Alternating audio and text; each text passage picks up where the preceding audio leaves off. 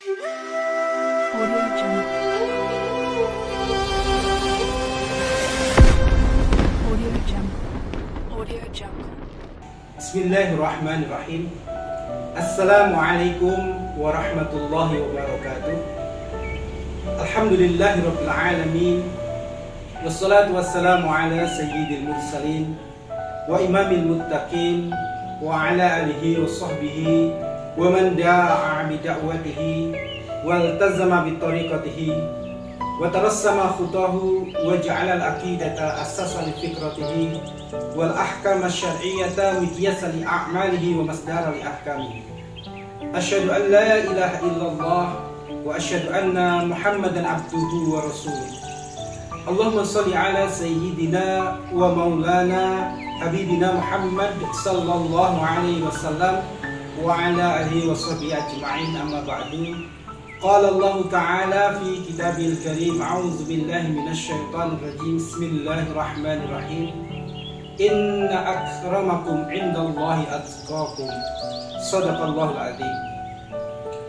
Saudara-saudara sekalian yang dimuliakan oleh Allah Subhanahu wa taala, pada kesempatan Ramadan kali ini adalah suatu momen yang sangat penting, momen yang sangat berharga untuk panjenengan dan saya menggapai sesuatu hal yang sangat istimewa, yaitu takwa. Satu kata yang mungkin tidak asing di telinga kita, akan tetapi takwa ini tidak mudah untuk kita semua dalam menggapainya. Saudara sekalian yang dimuliakan oleh Allah Subhanahu wa taala, pada kesempatan Ramadan kali ini ada sebuah kisah yang disampaikan oleh Abu Lais As-Samarqandi di dalam kitab beliau Tanbihul Ghafilin di bab hikayat. Beliau menceritakan bahwasanya ada seorang pemuda yang bernama Sa'ad As-Sulami. Sa'ad As-Sulami ini seorang pemuda yang kurang lebih 7-8 bulan hidup di sekitar Rasulullah SAW. Dan selama itu Sa'ad As-Sulami berusaha untuk meminang seorang gadis untuk menjadi istrinya. Akan tapi tidak ada satupun gadis yang menerima pinangan Sa'ad As-Sulami. Ketika Sa'ad As-Sulami ini bertemu dengan Rasulullah, maka Sa'ad As-Sulami ini bertanya kepada Rasulullah, "Wahai Rasulullah, apakah saya ini terhalang untuk masuk surganya, wahai Rasulullah, karena hitamnya kulit saya dan buruknya wajah saya?" Kemudian Rasulullah SAW menjawab, "La, tidak. Asalkan engkau mengatakan asyhadu an la ilaha illallah wa asyhadu anna Muhammadan abduhu wa rasuluh." Kemudian Sa'ad As-Sulami mengatakan asyhadu an la ilaha illallah wa asyhadu anna Muhammadan abduhu wa rasuluh.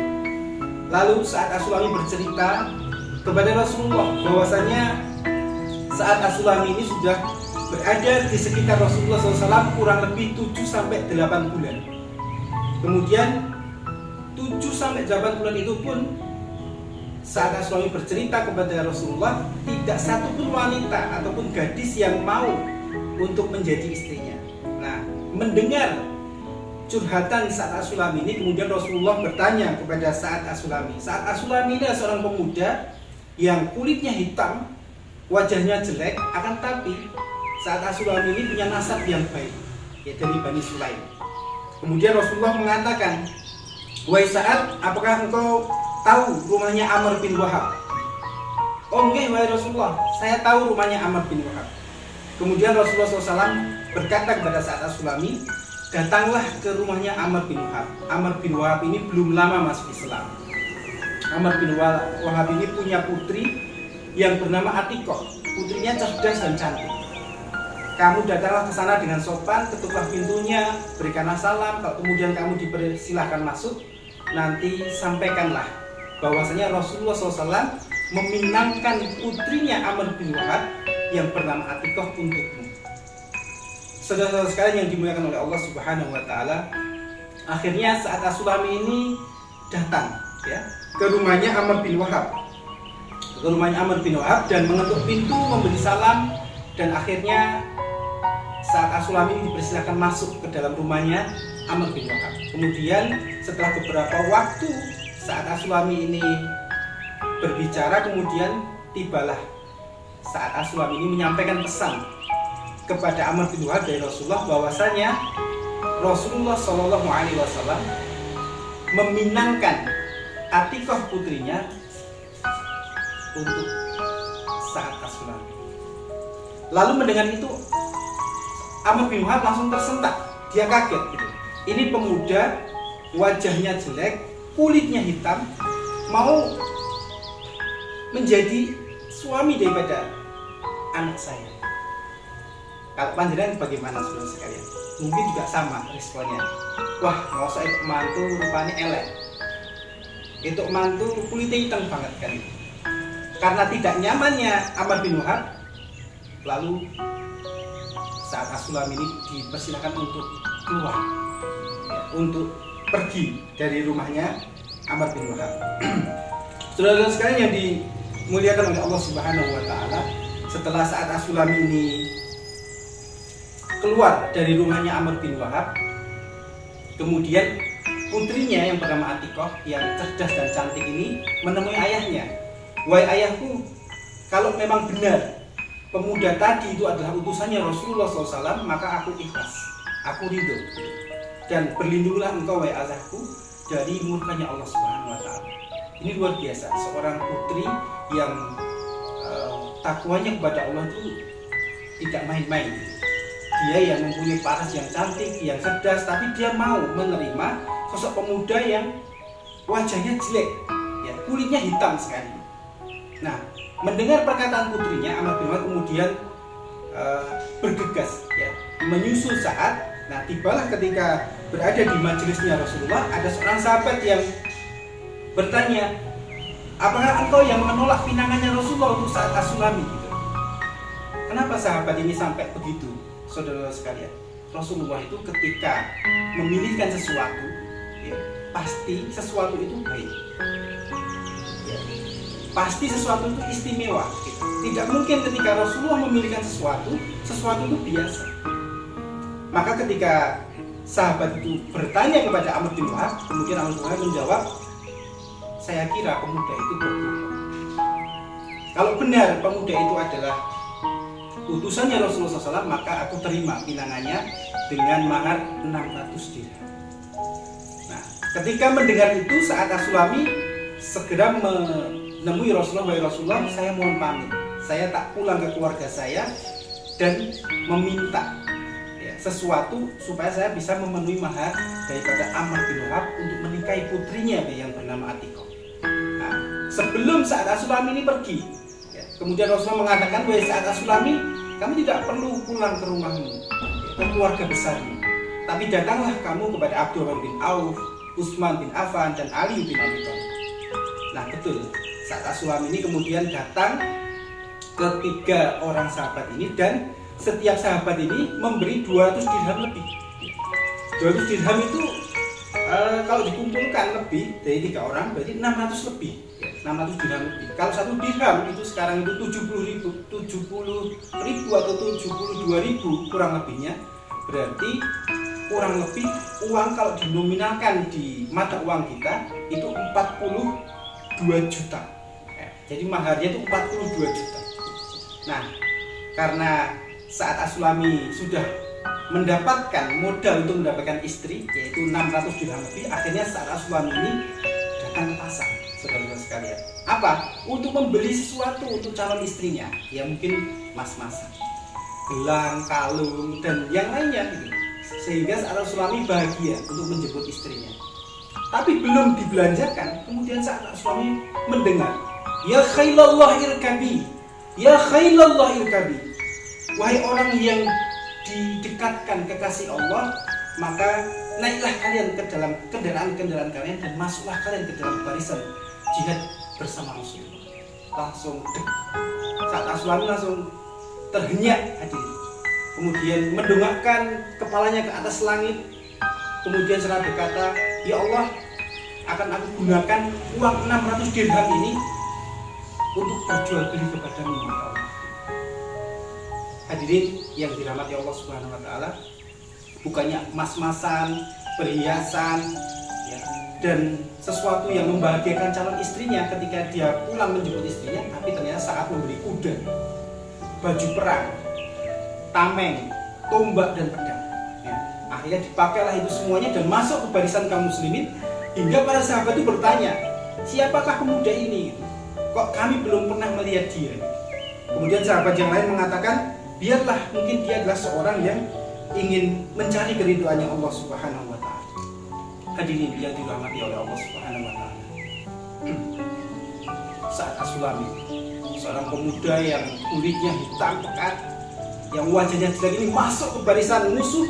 Dia menombak, dia mengayunkan pedangnya di atas kudanya hingga banyak musuh-musuh Allah yang sudah berjatuhan. Dan suatu ketika kudanya Sa'ad As-Sulami sudah tidak kuat lagi, kemudian Sa'ad As-Sulami jatuh. Ketika jatuh, Sa'ad As-Sulami masih masuk ke barisan musuh hingga mengayunkan pedangnya, dan waktu itu Sa'ad As-Sulami pun syahid. Ketika perang usai, hadirin, maka Rasulullah itu melihat, itu kok kayak Sa'ad As-Sulami.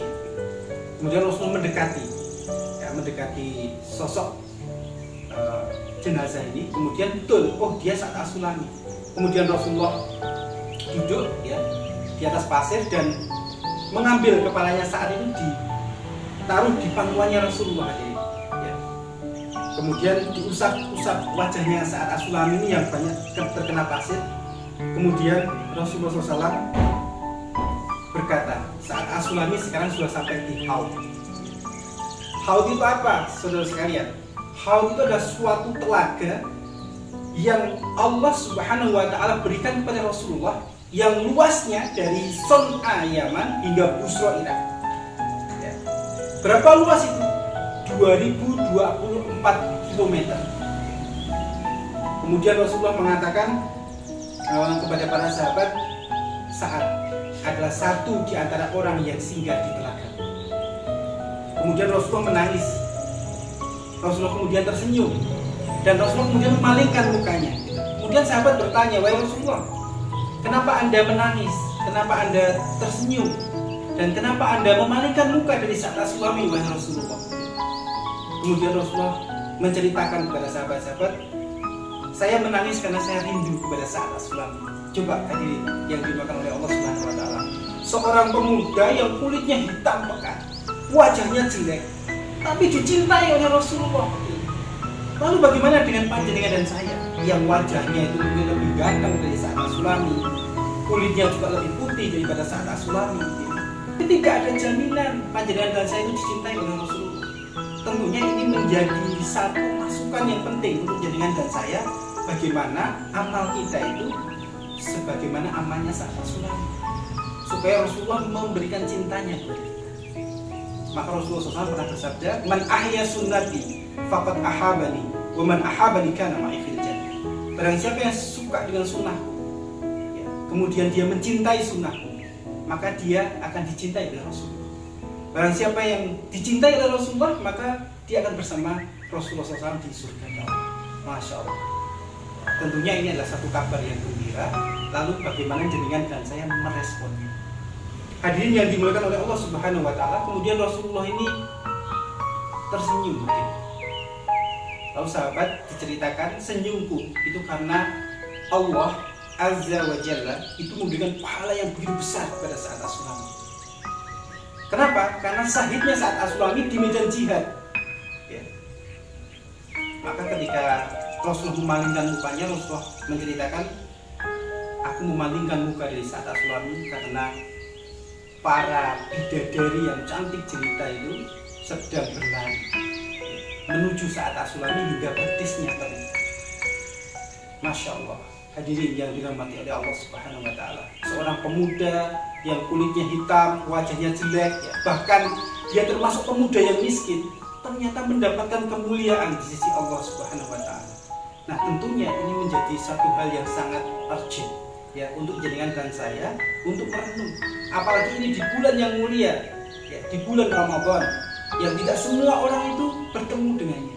Ada saudara-saudara kita karena 2 tahun pandemi hingga mereka ada yang pulang lebih dulu menghadap Allah, dan panjenengan dan saya masih juga di sini. Maka mari kita gunakan momen yang sangat istimewa ini untuk lebih mendekat kepada Allah, untuk lebih taat kepada Allah, dan untuk lebih mencintai Allah Rasulnya dibandingkan dunia. Hadirin yang dirahmati oleh Allah Subhanahu wa taala, akhirnya Rasulullah memerintahkan para sahabat, kumpulkan semua peralatan perangnya saat As-Sulami, entah itu tamengnya, entah itu tombaknya, entah itu pedangnya, entah itu baju perangnya. Kemudian Rasulullah mengatakan, antarkan ini semua ke rumahnya Amr bin Wahab. Katakanlah kepada Amr bin Wahab bahwasanya saat As-Sulami sudah diberikan istri oleh Allah Subhanahu wa taala yang lebih cantik daripada putrimu yang bernama Atikah. Hadirin yang dirahmati oleh Allah Subhanahu wa taala, dari kisah ini ada satu hal yang sangat harus panjenengan dan saya renungkan. Allah menyampaikan dalam surat Al-Hujurat ayat 13 bahwasanya Allah menyampaikan, a'udzubillahi minasyaitonirrajim, inna akramakum indallahi atqakum. Sesungguhnya orang yang mulia di sisi Allah Subhanahu wa taala bukan orang yang tampan mukanya, bukan orang yang kaya hartanya, bukan orang yang tinggi jabatannya, dan bukan orang yang status sosialnya tinggi di masyarakat. Tapi orang yang mulia di sisi Allah adalah orang yang bertakwa. Hadirin, apa yang dilakukan oleh Sa'ad As-Sulami ketika mendengar ya khailallah irkabi, saat memilih Allah daripada dunia ini. Ini adalah salah satu pelajaran yang sangat penting untuk panjenengan dan saya. Ternyata seorang Sa'ad As-Sulami yang pengen mempunyai istri, ketika dia mau punya istri, tapi Sa'ad As-Sulami lebih memilih Allah dan Rasulnya dibandingkan dunia dan isinya. Nah, ini adalah ibrah yang penting untuk panjenengan dan saya ambil supaya kehidupan kita di masa yang akan datang, khalidina fiha abada, di akhirat itu betul-betul menjadi kehidupan yang bahagia. Yang kedua, hadirin yang dirahmati oleh Allah, ibrahnya bahwasanya penentu kemuliaan manusia bukan dunia, tapi takwanya seseorang itu kepada Allah. Dan yang ketiga, ibrah yang penting adalah menjadikan Allah dan Rasulnya itu di atas kepentingan dunia kita.